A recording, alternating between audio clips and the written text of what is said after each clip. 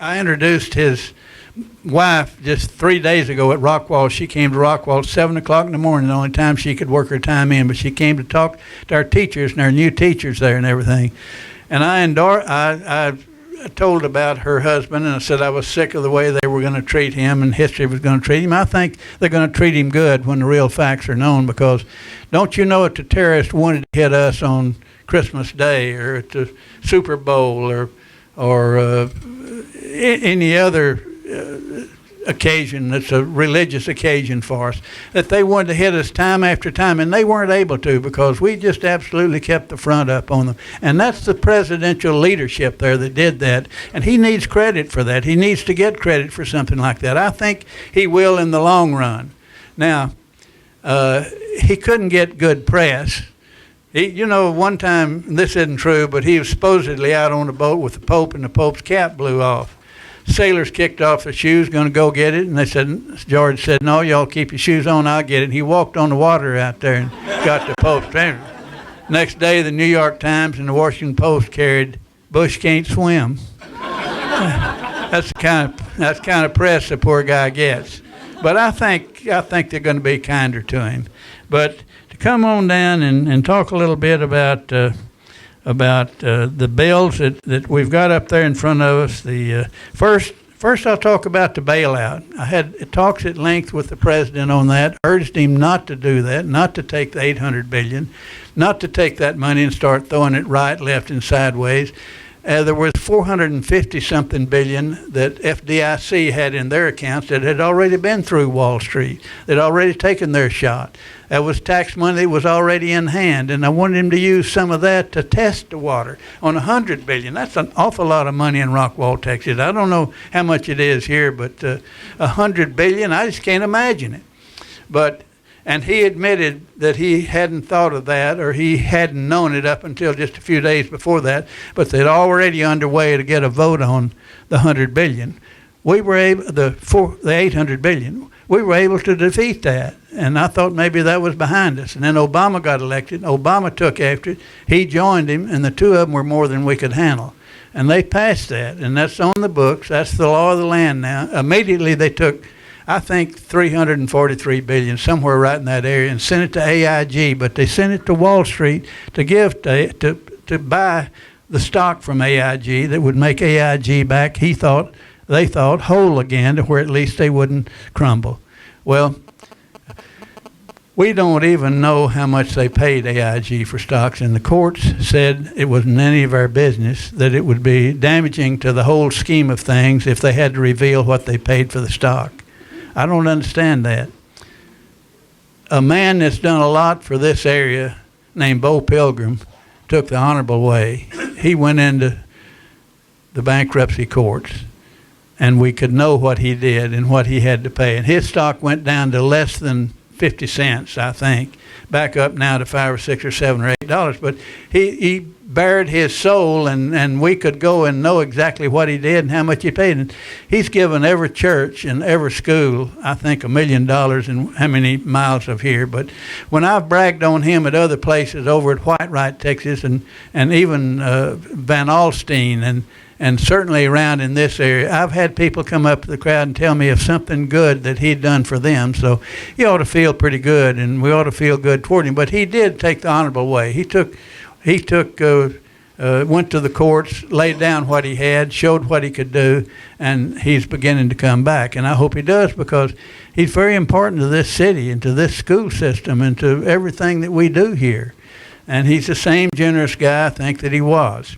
I just hope that, and I think if the lousy liberal press would shut up, we could, got to quit using that word, shut up.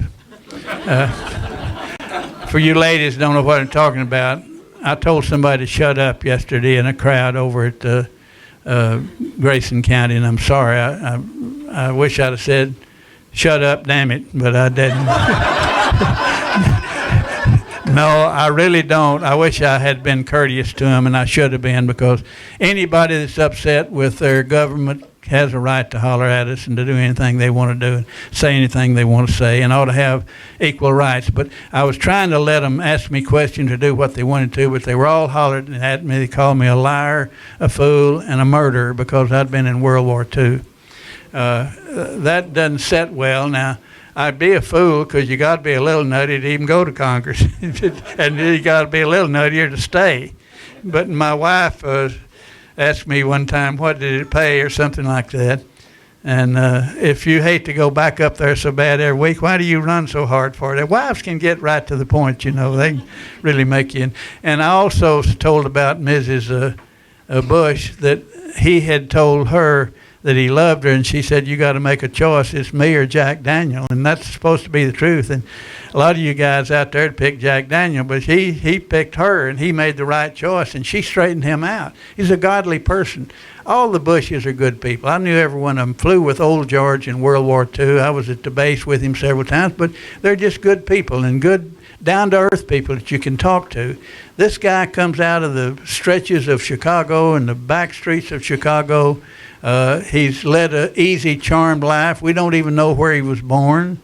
And the courts, once again, there have protected that. All that'll come out in time. I don't know what it's going to be. And I'm not as interested in where he's born as where he's going to live and how he's going to do now and what he's putting on us and what he's putting on these gentlemen here, this young man here that's 18, 19, or 20 years old. That first, we've got $800 billion to fade, and nobody's told me yet how they're going to pay that if they don't pay taxes. Governments don't make money. They don't have any money.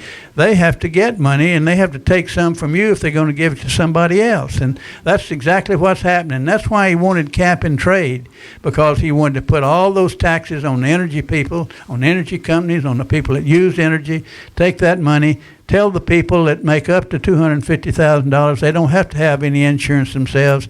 He'll insure them free, and then that goes on over, and the insurance companies have to raise their prices on us that are above $250,000. I don't know if there's anybody in here makes more than $250,000, but if that goal set at $50,000 or $60,000, he gives, and a lot of people from $30,000 to $40,000 to $50,000, $60,000 pay for their own insurance, and that's he tells them, cancel that, you're going to get it free. That makes a huge block of votes for him in 2012. And I think that's the whole thrust of cap and trade and other, that they just don't like energy states, because most of the 10 energy states, many of them, did not vote for him this time. Certainly Texas didn't. So that's one reason you can say that cap and trade was so big to them and that they're pushing it so hard. I think we have a chance to beat that in the Senate. They got a gut up over there, and those Republicans that have been playing and toying around with them better come on home, because they might remember them also if they don't. We on Energy and Commerce voted 100% on every vote that was cast up there, on every amendment that was sent up, and we voted 100% against the bill when it went out. He wanted a bipartisan bill. He didn't get it, and he doesn't have it.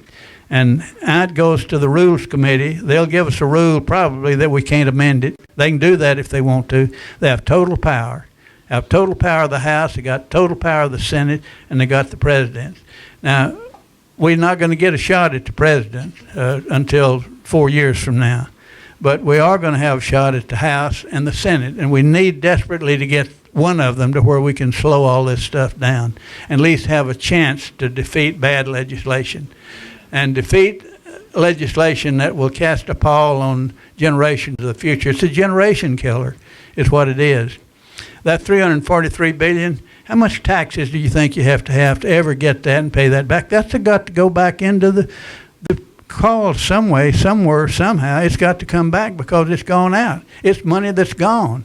Now, how did they handle it? Handed it to Wall Street. Take it over there and buy that stock. Well, the stock's worth, I don't know what it was worth, but let's say that it was worth $12 a share. The toxic value of it had to be 50 cents. Or something like that if they'd failed and they were about to go under. Well, do you think they bought it for 50 cents or do you think they paid $12? They make money off of everything they sell and everything they buy. And when they sell that for $12, They get huge amounts off of it. If they sell it for what they ought to buy it for us, they represent us, they ought to get it for 50 cents for the toxic value. They won't tell us if they paid toxic value, and once again, the court told them they didn't have to. So that's one lingering problem that's just there, that's just waiting for a generation to pick it up in taxes. I hope it's my generation. I hope it's our generation.